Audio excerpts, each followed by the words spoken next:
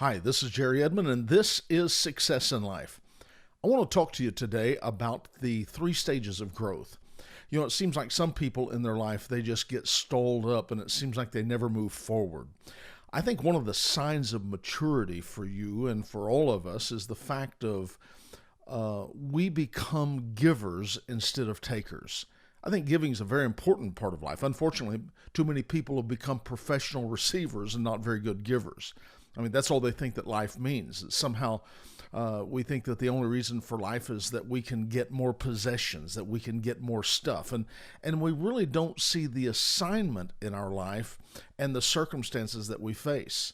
I think we're completely caught off guard when life takes some weird turn and the assignment that is upon our life takes us to a place that's uncomfortable and things don't begin to work out like we had hoped they would. But even in that, we can't see the assignment in it.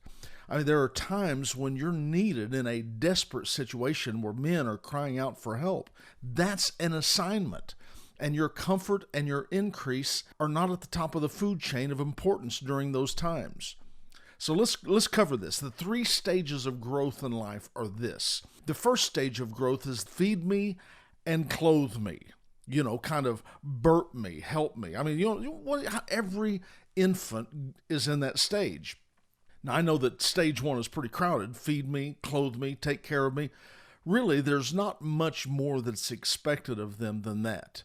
I mean, we're all responsible to care for this group and to make sure that they're loved and that they're cared for. And these little ones, they hold a very special place in the heart of God, and they should hold a very special place in our hearts, kind of like the infants in our homes. We're to feed them, we're to clothe them.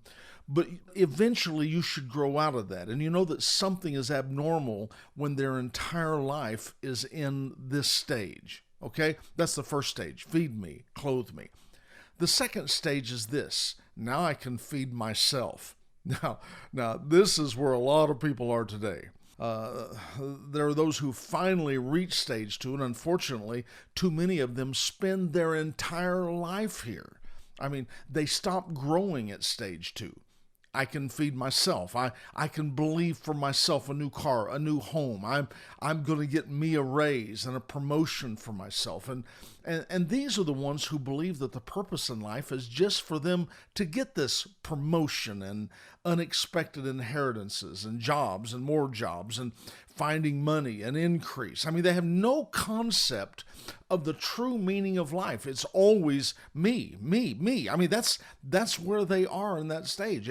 They think the whole life is just for them. So they're at that second stage of now I can feed myself.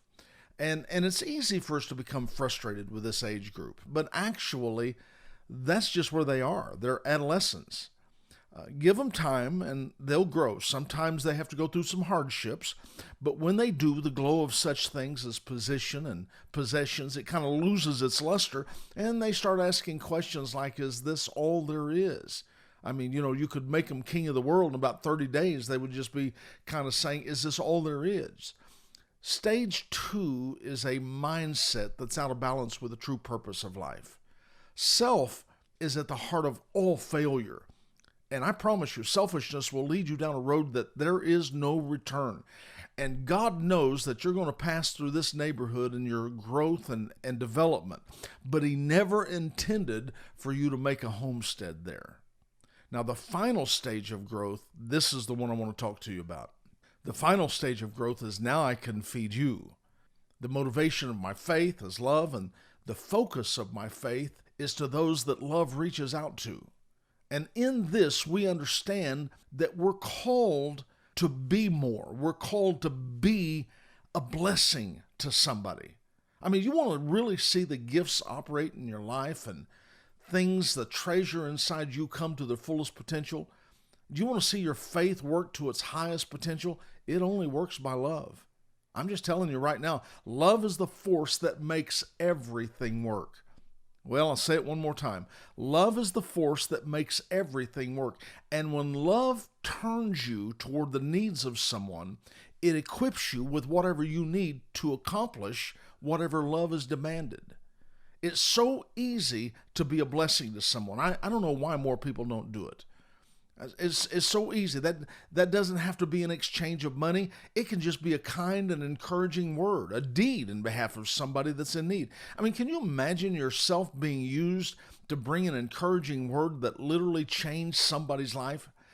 Yet, people today, they live life in such an inverted and self-absorbed way.